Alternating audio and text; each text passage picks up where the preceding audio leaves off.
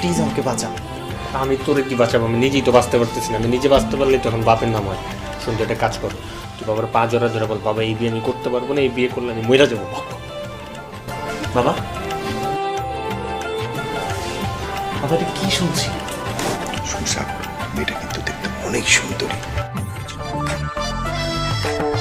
তুই যদি একবার এই মেয়েটাকে দেখিস তাহলে সাথে সাথে আমার এই পা জড়িয়ে ধরে বলবি, বাবা আমি এই মেয়ে ছাড়া বাঁচবো না, প্লিজ বাবা এই মেয়ের সাথে আমার বিয়ে দাও, প্লিজ বাবা, না আমি বাঁচবো না। কি বলো বাবা? সত্যি? বাবা 100% সত্যি। আমি চাইনি যে সবার সামনে তুই আমার পা জড়িয়ে ধরে কাঁদতে কাঁদতে এই কথা বল।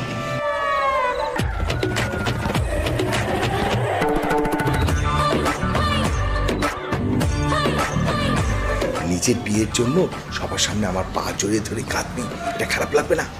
তাই এই মেয়ের সাথে তোর বিয়েটা ঠিক করে ফেললাম।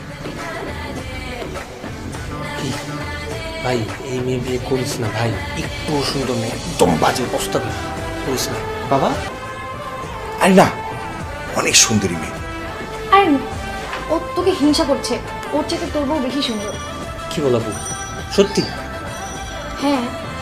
আচ্ছা তাহলে ও যেহেতু বিয়ে করতে চাইতেছে না, থাক না, কি দরকার? আমি ওই যে মেয়েটা সবচেয়ে বেশি সুন্দর আমি বিয়ে করবো, আমার সাথে বিয়ে করার ব্যবস্থা কর। কেন তোমার কেন বিয়ে করতে হবে? একটা করতেছো না তুমি? আমি বাবা যেটা বলছে সেটাই। বাবা মুরব্বী মানুষ, বাবার কথা ফেলা যাবে না। বাবা আমি বিয়েটা করবো। আলহামদুলিল্লাহ। এই ফারুক, তুই বসে আছিস কেন? বিয়ে পড়ানোর ব্যবস্থা কর, যা। দুলা ভাই বিয়ে তো পড়াবো, কিন্তু কাবিন করবেন না?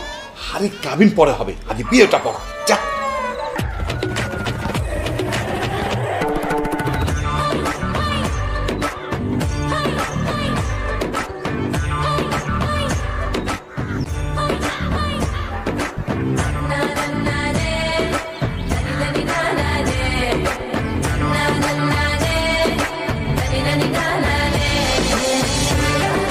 তোরা তো সবাই ছিলি, সবার এই বিষয়টা কি করে মিস হলো?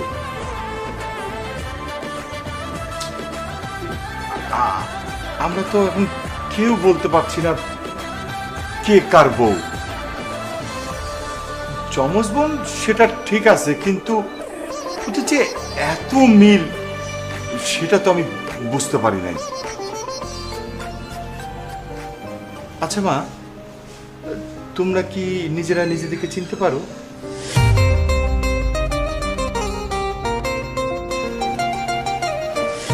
যে পারে। তোমরা পারো।